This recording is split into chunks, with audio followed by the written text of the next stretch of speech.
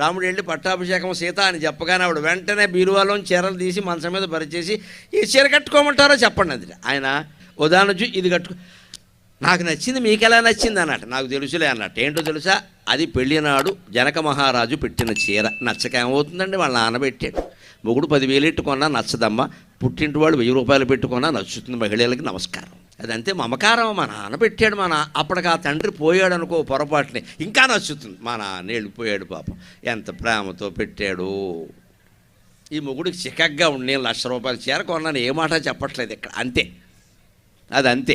దాన్ని నవ్వేసి ఊరుకోవడమే, తగాదా పెట్టుకోకూడదు. అందుకని రాముడు మనసులో నవ్వుకున్నాడు. అది వాళ్ళ నాన్నగారు పెట్టించారా, పెళ్లి రోజు కట్టుకుందని నాకు తెలుసు అది. అందుకే అక్కడ వేలెట్టాడేనా. వారి ఇష్టమే మన ఇష్టం అనుకుంటే అయిపోయాయి. మన ఇష్టం దేనికి ప్రత్యేకంగా, మనస్సులో ఏ కల్మషము లేనివాడు ఎదుటి వాళ్ళ ఇష్టానికి ప్రాధాన్యం ఇస్తాడు. అప్పుడు జీవితం బాగుంటుంది, జీవితం బాగుంటుంది ఖచ్చితంగా.